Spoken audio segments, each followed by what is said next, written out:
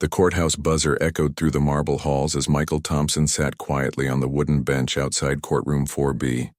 His weathered hands rested calmly on his knees, showing no signs of the storm brewing inside his chest. The fluorescent lights above cast harsh shadows across his face, highlighting the deep lines that 25 years of military service had carved into his features. Michael had been many things in his life. A son who made his parents proud, a husband who loved deeply, a father who tried his best, a sailor who served with honor. But today he was just another defendant in a civil lawsuit, wearing his only good suit and trying to understand why his world had fallen apart so completely. The case against him seemed simple enough on paper. His neighbor, Mrs. Patricia Williams, claimed that the large oak tree in his backyard had damaged her property during last winter's storm. She wanted $15,000 in damages and demanded that he remove the century-old tree that had stood long before either of their houses existed. What the paperwork didn't show was the real story. Mrs. Williams had moved in 2 years ago and immediately began complaining about everything Michael did. She called the police when he worked in his garage past 9 in the evening. She reported him to the Homeowners Association for having grass that was supposedly too long. She even complained to the city about the American flag he flew in his front yard, claiming it was too large and violated some obscure municipal code. Michael knew this lawsuit wasn't really about the tree. It was about her desire to push him out of the neighborhood he had called home for over a decade, ever since his wife Sarah had passed away from cancer 3 years earlier. Mrs. Williams seemed to view him as an easy target. She probably thought a grieving widower would be too broken to fight back. The truth was more complicated. Michael wasn't broken, but he was tired. Tired of fighting battles that seemed pointless. Tired of explaining himself to people who had already made up their minds about him. Tired of living in a world that felt increasingly foreign to someone who had spent most of his adult life following orders and serving something bigger than himself. He had tried to handle the situation quietly. When Mrs. Williams first complained about the tree, he had offered to trim any branches that hung over her property line. When she rejected that solution and demanded complete removal, he suggested they split the cost of a professional arborist's assessment. She refused that too.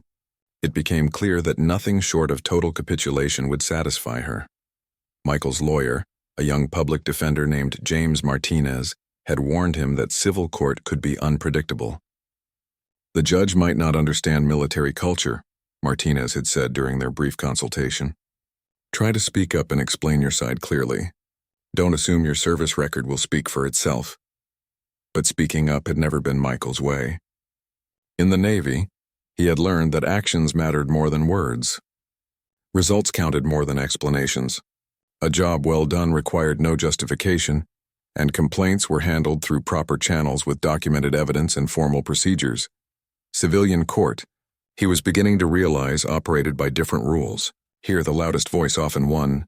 The person who could craft the most compelling narrative, regardless of its relationship to facts, held the advantage.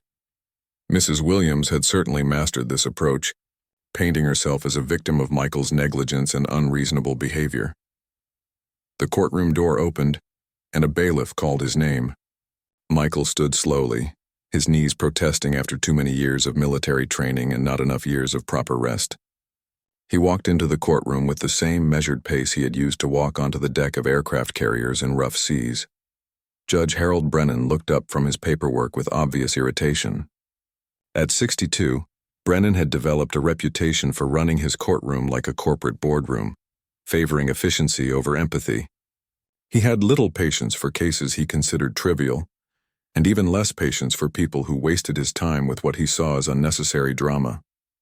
Mrs. Williams sat at the plaintiff's table with her attorney, a sharp-dressed woman who had clearly done her homework. They had prepared charts, photographs, and expert testimony. Their presentation looked professional and thorough. Michael sat beside his overwhelmed public defender, who shuffled through a thin folder containing the basic facts of the case. The contrast between the two legal teams was stark and immediately noticeable to everyone in the room. As the proceedings began, Michael maintained the same quiet dignity that had served him throughout his military career. He answered questions when directly asked but offered no additional commentary. He provided facts without editorial explanation. He treated the court with the same respect he had once shown his commanding officers. Judge Brennan, however, interpreted Michael's restraint as disrespect. Each time Michael gave a brief, factual answer instead of an elaborate explanation, the judge's frustration grew more visible. When Michael responded to questions about his intentions regarding the tree with simple, "Yes, sir," or "No, sir" answers, Brennan began tapping his pen impatiently against his desk. The cultural gap between military precision and civilian expectations was widening with each exchange, setting the stage for a confrontation that neither man fully understood was coming. Mrs. Williams took the witness stand with the confidence of someone who had rehearsed her performance multiple times. She spoke in a clear, emotional voice about the trauma of discovering branches in her swimming pool and the fear she felt every time storm clouds gathered overhead. Her attorney guided her through a detailed account of property damage, complete with color photographs and repair estimates. "Your Honor," Mrs. Williams said, dabbing her eyes with a tissue, "I've tried to reason with Mr. Thompson, but he simply refuses to communicate. He just stares at me with this cold, intimidating look whenever I try to discuss the situation. I'm a widow living alone, and his behavior makes me feel unsafe in my own home." Michael's jaw tightened slightly at the mischaracterization, but he remained silent. In his experience, lies expose themselves given enough time and proper investigation. He trusted the system to reveal the truth through evidence rather than emotion. Judge Brennan leaned forward with interest as Mrs. Williams continued her testimony. She painted a picture of Michael as an uncooperative neighbor who intimidated her through silence and refused to take responsibility for his property. She claimed his military bearing was aggressive and threatening, suggesting that his training had made him unsuitable for civilian life. When it came time for Michael to testify, he stood and walked to the witness stand with the same measured steps he had used to approach the deck of every ship he had ever served on. He placed his right hand on the Bible and repeated the oath in a clear, steady voice. His attorney began with basic questions about the tree's history and Michael's attempts to address Mrs. Williams's concerns. Michael answered each question directly and completely, but without the emotional appeals or elaborate explanations that seemed to characterize civilian testimony. "Mr. Thompson," his attorney asked, "can you describe your efforts to resolve this matter outside of court?" "Yes, sir. I offered to trim branches extending over the property line. I suggested a joint consultation with a certified arborist. I researched local ordinances regarding tree removal and shared that information with Mrs. Williams." "And what was her response to these offers?" "She rejected all proposals and stated that complete tree removal was her only acceptable solution." Judge Brennan interrupted the questioning, his impatience finally boiling over. "Mr. Thompson, this court is interested in more than just facts. We want to understand your reasoning, your feelings about this situation, your plans for resolution. Can you elaborate on your responses?" Michael looked directly at the judge, his military training kicking in automatically. When a superior officer asked for clarification, you provided it clearly and concisely. "Your Honor, I provided complete answers to the questions asked. The facts speak for themselves." The judge's face reddened slightly. "Mr. Thompson, I'm asking you to help this court understand your position. Simply stating facts without context or explanation is not helpful to these proceedings." "Yes, sir. What additional information would you like me to provide?" This response only increased Judge Brennan's frustration. He had grown accustomed to lawyers and witnesses who filled every silence with words, who explained their positions in great detail, and who showed appropriate deference to his authority through elaborate verbal acknowledgments. Michael's military-style communication struck the judge as defiant rather than respectful. The crisp "yes, sir" and "no, sir" responses that had shown proper respect in military settings sounded almost mocking in the civilian courtroom. "Mr. Thompson, are you taking this court seriously? Do you understand the gravity of these proceedings?" "Yes, sir, I understand completely." "Then why are you refusing to properly explain your actions and intentions to this court?" Michael paused, genuinely confused by the question. In his mind, he had been explaining his actions clearly and thoroughly. He had answered every question truthfully and provided all requested information. The suggestion that he was being disrespectful or uncooperative baffled him. "Your Honor, I'm not refusing to explain anything. I've answered all questions asked of me." Judge Brennan slammed his gavel against the desk, the sharp crack echoing through the courtroom. "Mr. Thompson, your attitude is unacceptable in my courtroom. You will provide complete detailed responses to questions or you will be held in contempt. The threat hung in the air like smoke from a misfired engine. Michael felt the familiar sensation of being misunderstood by people who had never lived by military codes of conduct. In the Navy, efficiency and clarity were valued above all else. Wasting superior officers' time with unnecessary elaboration was considered disrespectful. But here, apparently, the opposite was true. The judge wanted performance rather than precision. He wanted emotional displays rather than factual reporting.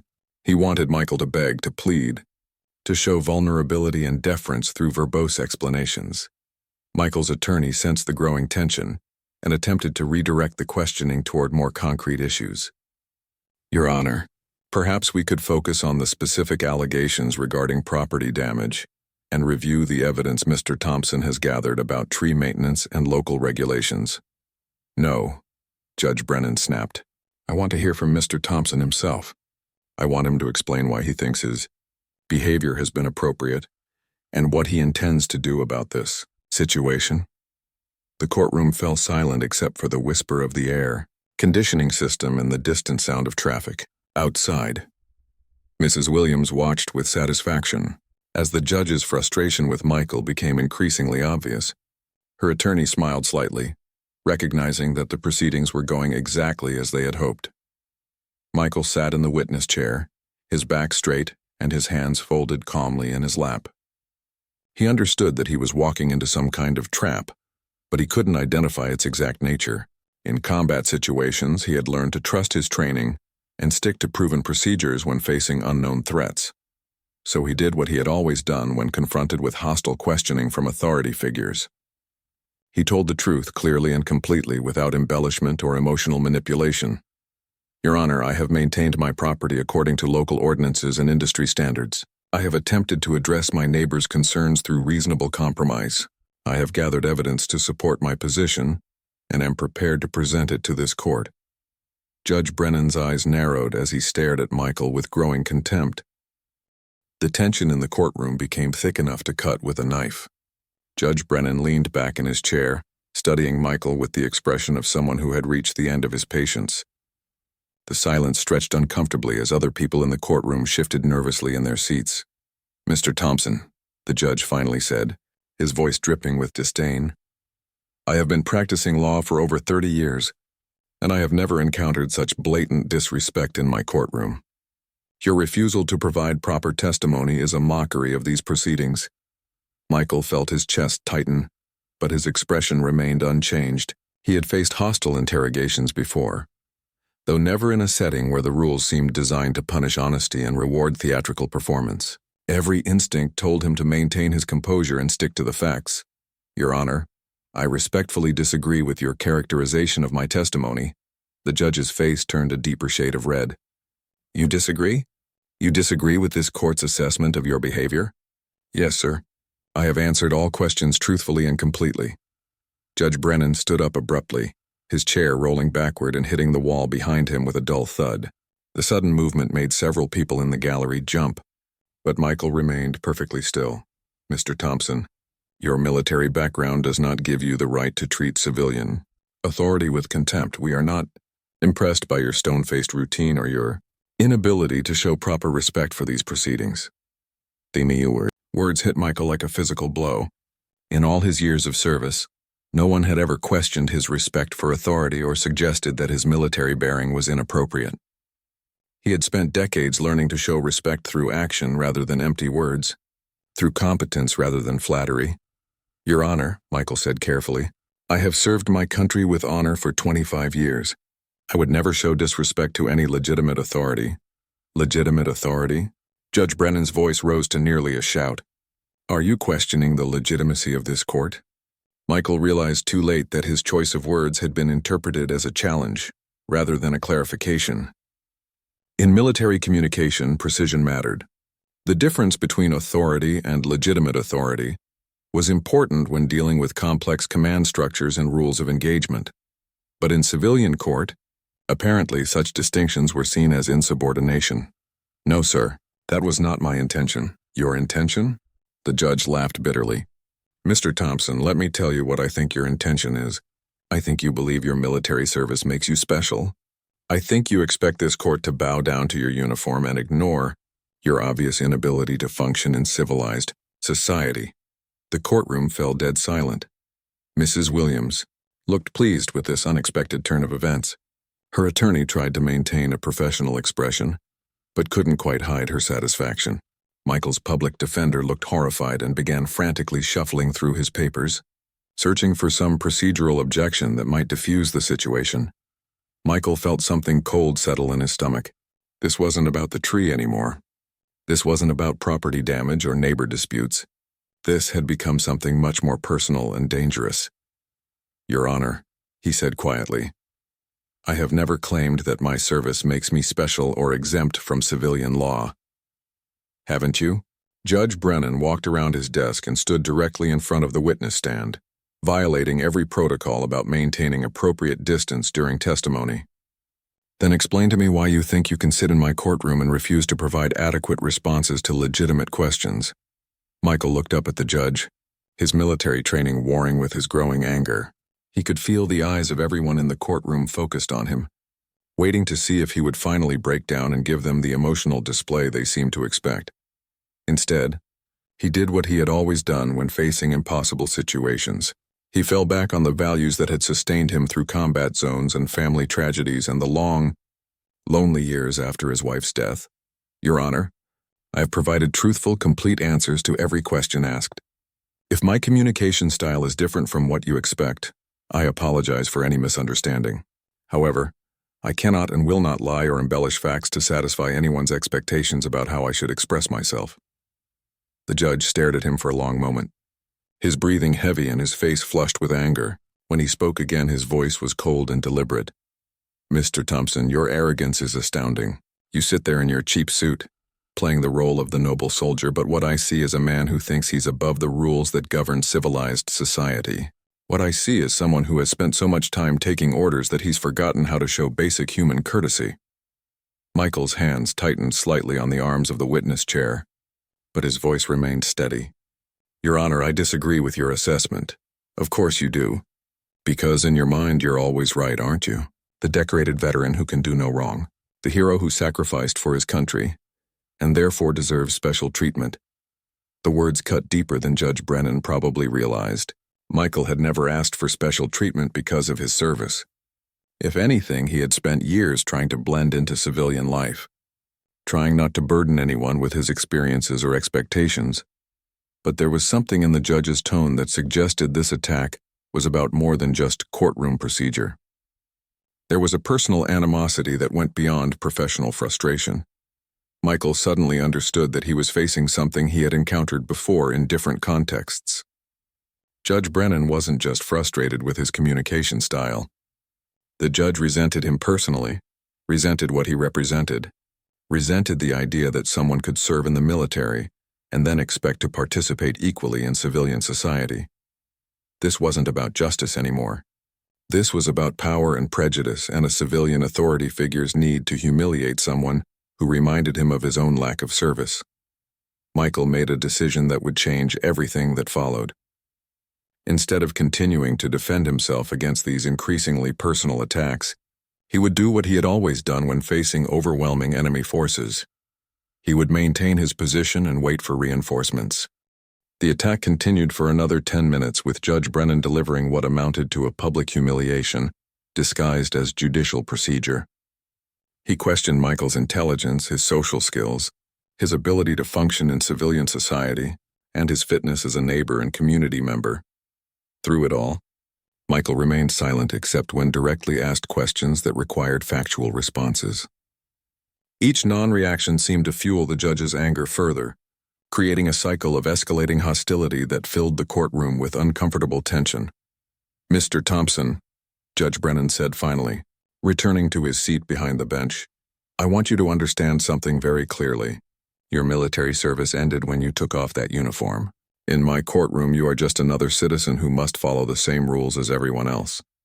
Your inability to communicate effectively or show appropriate respect suggests that you may not be capable of functioning successfully in civilian society. Michael felt something shift inside him, like the moment when a ship's engines finally overcome the resistance of heavy seas. and begin moving at full speed. The judge's words had crossed a line that even hostile enemy interrogators had known better than to cross. "Your Honor," Michael said, his voice still calm but now carrying an undertone that hadn't been there before. "I have served my country honorably for 25 years. I have risked my life to protect the freedoms that allow courts like this to function. I have buried friends who died defending the principles this legal system claims to represent." Judge Brennan's eyes widened slightly at this first sign of pushback, but he pressed forward. "Mr. Thompson, your service record is irrelevant to these proceedings. What matters is your behavior in this courtroom and your refusal to take responsibility for your actions as a civilian. With respect, Your Honor, you made my service record relevant when you chose to attack it. Personally, the temperature in the room seemed to drop several degrees. Mrs. Williams looked nervous. For the first time since the proceedings began, her attorney placed a restraining hand on her client's arm. Sensing that the situation was moving beyond their control, Michael's public defender started to stand, probably to object or request a recess, but Michael's slight hand gesture stopped him. This was no longer about legal strategy or courtroom tactics. This had become a matter of honor that required a direct response. "Your Honor," Michael continued, "you have questioned my respect for authority, my ability to function in society, and my fitness as a citizen. You have suggested that my military service was somehow a disqualification rather than a contribution. I cannot allow these characterizations to stand unchallenged." Judge Brennan leaned forward, his voice becoming dangerous. "Mr. Thompson, you are treading on very thin ice. I will not tolerate threats or intimidation in my courtroom. I am making no threats, Your Honor. I am simply stating facts. You have chosen to make this personal, so I will respond personally." The silence that followed was different from the earlier tension. This was the quiet that comes before thunder, the pause that happens when everyone realizes that something significant is about to change. Michael stood up slowly, his movement precise and controlled. The action wasn't aggressive, but it commanded attention in a way that made everyone in the courtroom focus completely on him. "Your Honor, you asked about my military service and my qualifications to participate in civilian society. You questioned my respect for authority and my ability to communicate effectively. You suggested that my training somehow made me unfit for normal human interaction." Judge Brennan started to interrupt, but Michael continued speaking in a voice that carried to every corner of the courtroom without being raised. "For 25 years, I served aboard nuclear submarines and aircraft carriers. I held security clearances that required extensive background investigations into every aspect of my character and judgment. I was trusted with equipment worth millions of dollars and information that could affect national security." The judge's face was becoming red again, but now his anger seemed mixed with something else. Uncertainty, perhaps, or the first hint that he might have misjudged the situation. "I commanded sailors in combat zones and emergency situations. I was responsible for the lives and welfare of men and women under my command. I received commendations for leadership, technical expertise, and performance under pressure." Michael paused, letting his words settle in the quiet courtroom. When he continued, his voice carried a weight that hadn't been there before. "But more importantly, Your Honor, I served with people who gave their lives for the idea that civilian authority should be respected and protected. I watched friends die defending the principle that courts like this should be able to function freely and fairly." Mrs. Williams shifted uncomfortably in her seat, suddenly aware that the proceedings had moved far beyond her property dispute. Her attorney looked like she wanted to be anywhere else in the world. "So when you question my respect for legitimate authority, you are questioning the commitment that sustained me through 25 years of service. When you suggest that my training makes me unfit for civilian society, you are insulting not just me, but everyone who serves to protect the freedoms you exercise every day in this courtroom." Judge Brennan opened his mouth to respond, but Michael wasn't finished. "I came here today prepared to resolve a simple neighbor dispute through the legal system I spent my career defending. I expected to be treated with the same respect I would show to any civilian authority. Instead, I have been subjected to personal attacks based on prejudices about military service and assumptions about my character." The courtroom was completely silent now, with everyone focused on the quiet man who had finally found his voice. Michael looked directly at Judge Brennan, his posture straight but not threatening. his expression calm but determined. "Your Honor, I will not be intimidated or humiliated for the crime of serving my country honorably. I will not apologize for communicating clearly and directly, and I will not allow anyone to suggest that my service was anything other than a privilege and a responsibility that I carried with pride." The words hung in the air like a challenge that demanded a response. Judge Brennan sat frozen behind his desk, clearly unprepared for Michael's articulate and passionate response. The man he had been trying to humiliate had just delivered one of the most compelling defenses of military service and civilian rights that anyone in the courtroom had ever heard. But instead of backing down or acknowledging his mistake, the judge doubled down on his attack. Pride and embarrassment combined to fuel his anger, making him reckless in a way that would soon prove costly.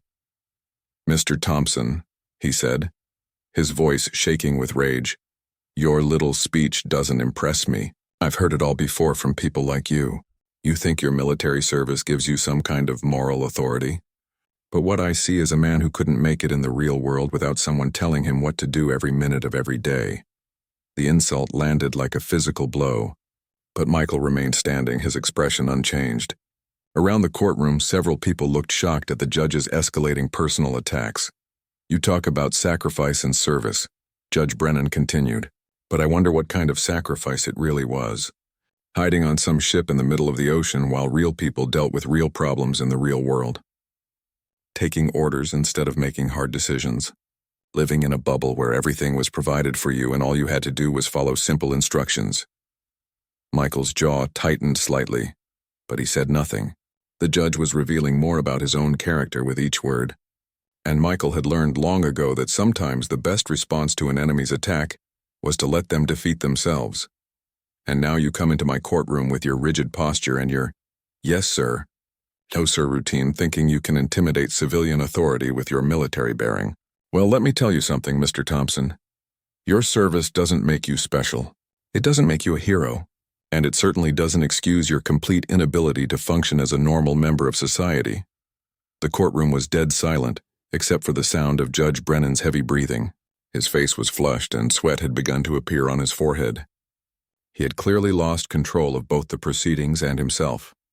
Michael stood quietly for several long seconds, then spoke in a voice that was calm but carried to every corner of the room. "Your Honor, you asked about my service and my qualifications. You questioned my ability to function in civilian society and my respect for authority. I have answered those questions as completely and honestly as I can." He paused, looking directly at the judge with steady eyes. "But there is one thing I haven't mentioned, one qualification that might be relevant to these proceedings." Judge Brennan leaned forward, his curiosity overcoming his anger. "And what would that be, Mr. Thompson?" "My call sign, Your Honor."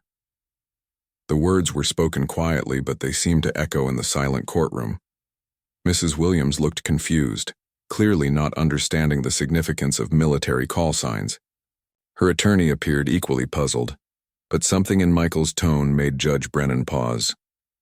For the first time since the proceedings began, he looked uncertain. "Your call sign?" he repeated. "Yes, sir. In the Navy, pilots and senior crew members are assigned call signs based on their performance, their character, or significant events in their service. These names become part of their permanent record and follow them throughout their careers." Michael's public defender looked up from his papers with sudden interest, sensing that something important was happening but not sure what it meant. "My call sign," Michael continued, "was given to me after an incident in the Persian Gulf. We were conducting joint operations with an Allied fleet when one of their destroyers suffered a catastrophic engine failure during a storm." The courtroom remained completely silent, with everyone focused on Michael's quiet voice. The ship was taking on water and losing power. Their crew was in immediate danger, and the weather conditions made rescue operations extremely hazardous. Standard procedure called for maintaining safe distance until conditions improved.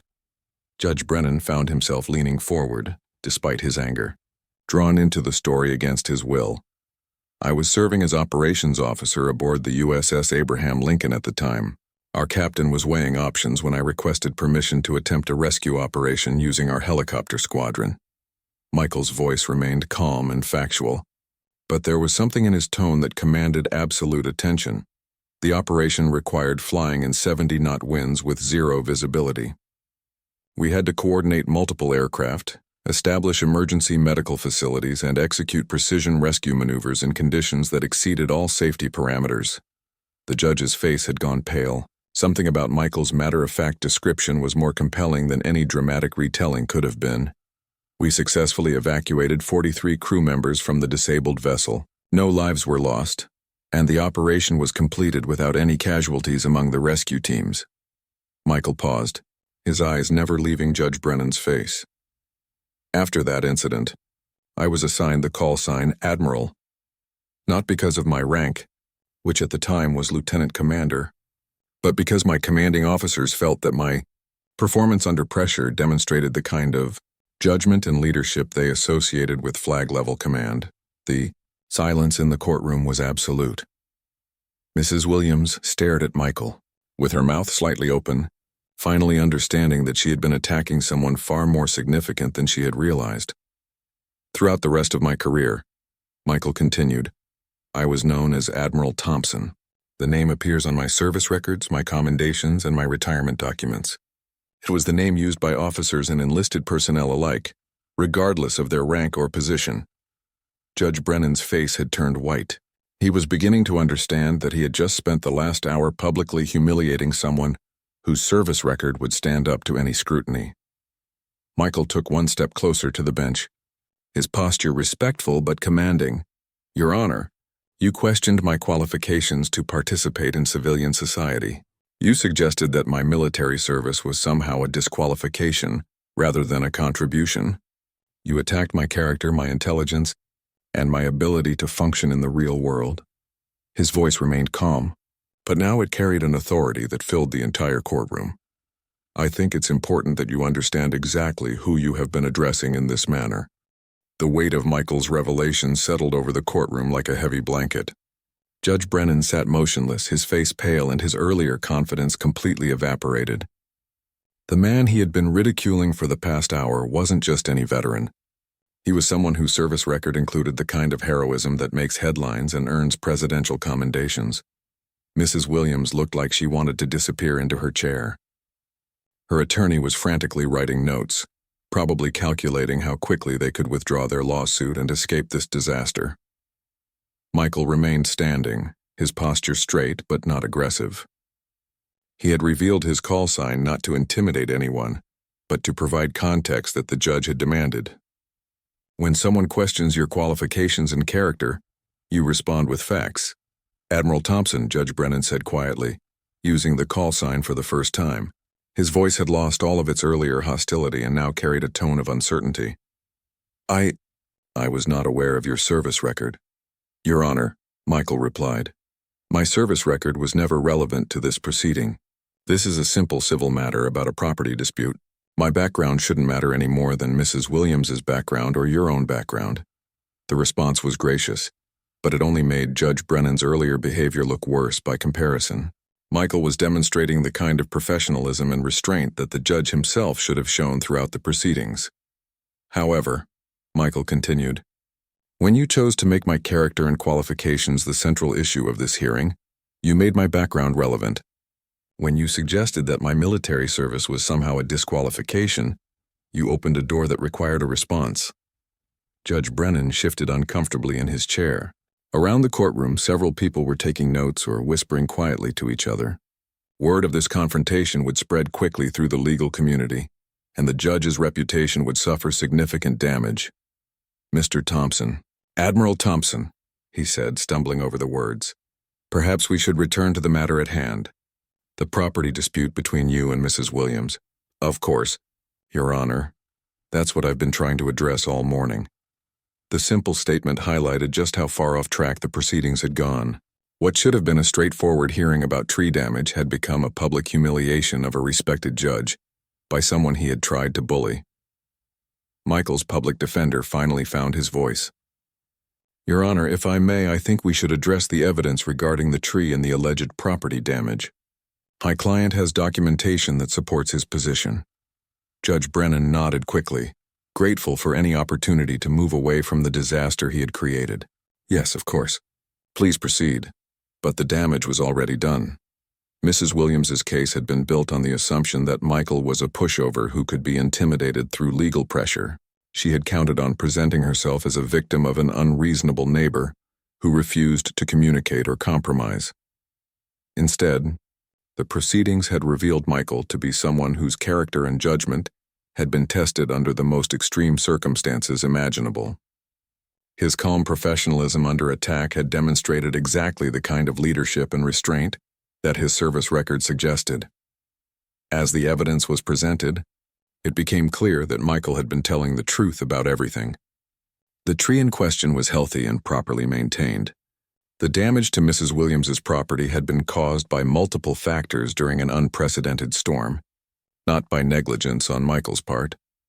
Professional arborists confirmed that removing the tree would actually increase the risk of property damage by eliminating a natural windbreak that protected both houses. Municipal records showed that Michael had obtained all necessary permits and followed all relevant guidelines for tree maintenance. Most damaging to Mrs. Williams' case were the documented communications between the neighbors. Michael's offers to compromise were all in writing, polite, and reasonable.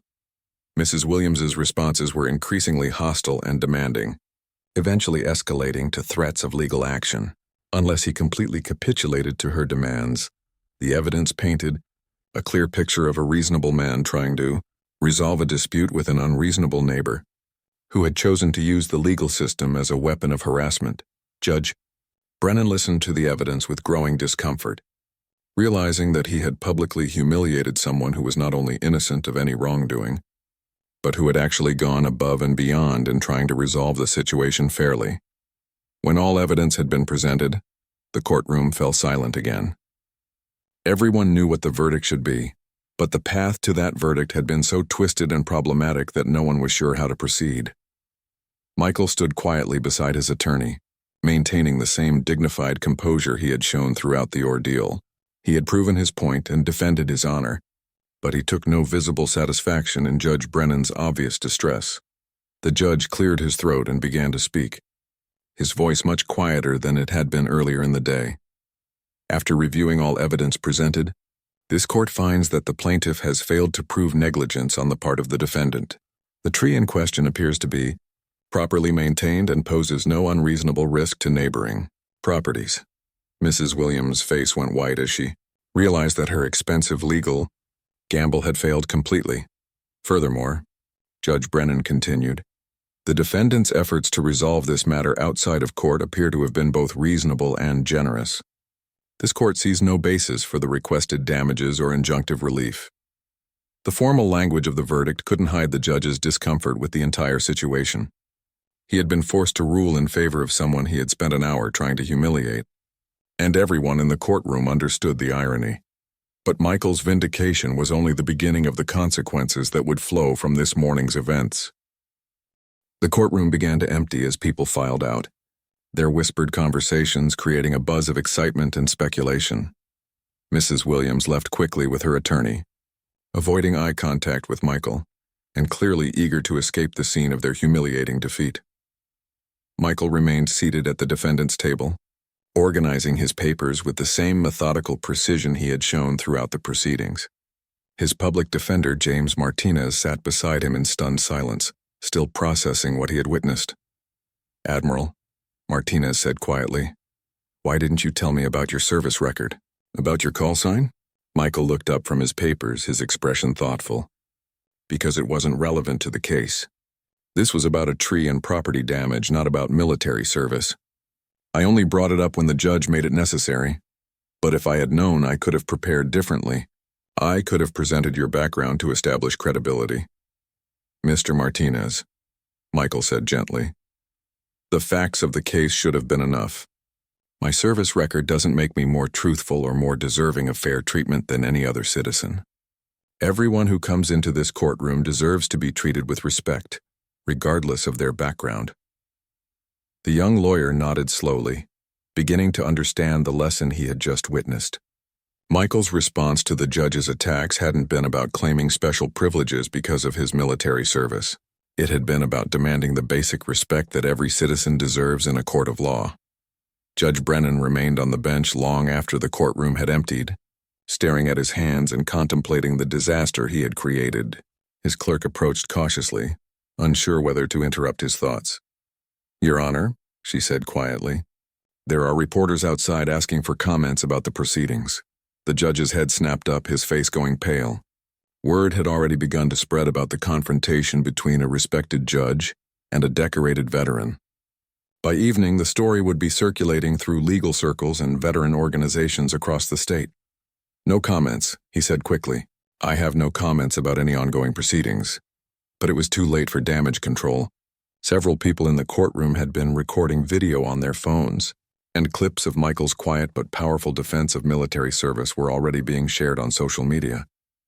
Within hours, local news stations picked up the story. "Judge attacks veteran in courtroom" became the headline that would define Judge Brennan's career and reputation. Legal experts and veteran advocates lined up to provide commentary about judicial conduct and the treatment of military personnel in civilian courts. Michael drove home in silence, his mind processing the morning's events. He had won the case, but the victory felt hollow.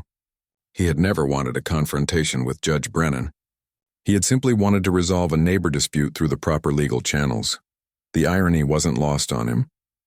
By trying to humiliate someone he perceived as weak and vulnerable, Judge Brennan had instead created a public relations disaster that would follow him for the rest of his career. Over the following weeks, the story continued to grow.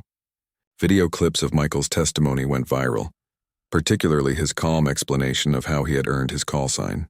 Veterans organizations used the incident as an example of the challenges military personnel face when transitioning to civilian life. Judge Brennan faced formal complaints from the State Bar Association and calls for his resignation from veteran advocacy groups.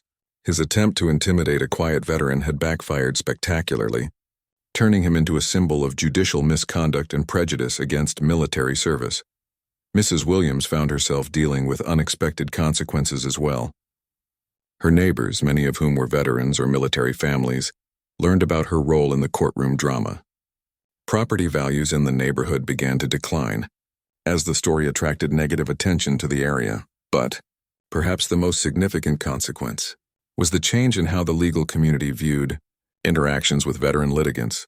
Michael's case became a cautionary tale taught in judicial ethics courses, demonstrating how unconscious bias and assumptions about military culture could lead to serious professional and ethical problems.